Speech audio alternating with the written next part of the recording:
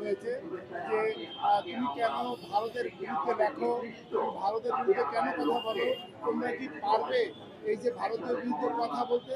হাসিনার মতো এনে পুলিশ বলেছে যে হাসিনা যেভাবে নিয়ন্ত্রণ করেছে এই সেম কোয়ালিটিভাবেই এভাবে হতে পারে। ৭২-এর সংবিধানে একটা অনুচ্ছেদ আছে যেখানে উল্লেখ আছে বন্ধুত্বপূর্ণ রাষ্ট্র, যে রাষ্ট্রগুলোর সাথে বন্ধুত্বপূর্ণ সম্পর্ক আছে তারাও অন্যায় করলেও এক কথা তাদের বিরুদ্ধে কিছু বলা যাবে না।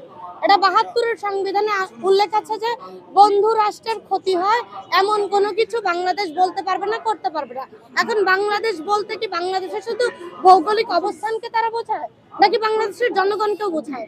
তার মানে কি ওই সংবিধান অনুযায়ী বাংলাদেশের মানুষ, বাংলাদেশের একজন রাইফা, বাংলাদেশের একজন সাউদা, এরা কি হচ্ছে কথা বলতে পারবে না?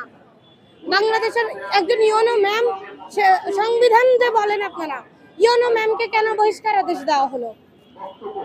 এই যে এই বিষয়গুলো তো আমাদেরও প্রশ্ন।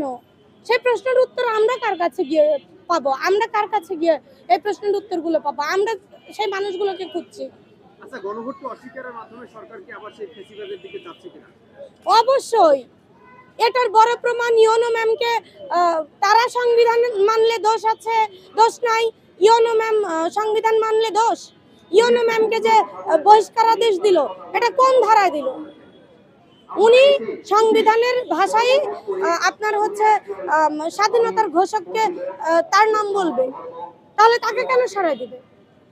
গত পরশুদিন দুইটা উপনির্বাচন হয়েছে, যেটি আমরা দেখেছি যে নির্বাচনের পরিস্থিতি, এই বিষয়ে নিয়ে আপনি কি বলছেন? এই বিষয়গুলো আমরা না যাই, আমাদের ম্যান্ডেট আগে গণরায়, গণভোট। আর আমাদের ভাইদের যে আকাঙ্ক্ষা, আমাদের শহীদ ভাইয়েরা যে কবরে আছে, হাদি ভাই আজকে যে ভারত আধিপত্যবাদ বিরোধী কথা বলে আজকে সে কবরে, আমরা আমাদের ম্যান্ডেট পুরোটাই জুলাই সনদে। গণভোট, গণরায়, জনগণের অধিকার, জনগণ। আমরা বাংলাদেশপন্থী ভাই, আমাদের আর কোনো চিন্তা নাই, আর কোনো রাজনৈতিক দলের কোনো ম্যান্ডেট নাই। আপনাদের কি মনে হয় যে অবস্থান করেছে কিসের জন্য করেছে?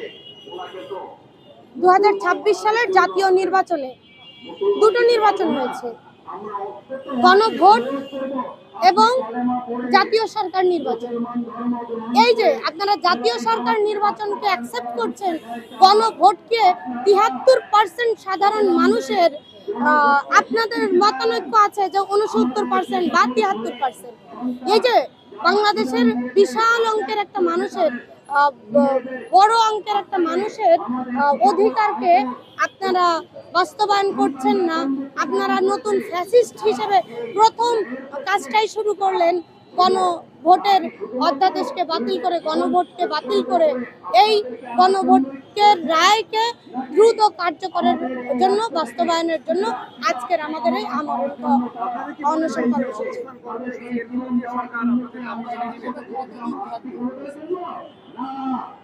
অবস্থান ততদিন থাকবে যতক্ষণ জীবন আছে, আর যতক্ষণ আমাদের গণভোট, গণরায় বাস্তবায়ন না হয়।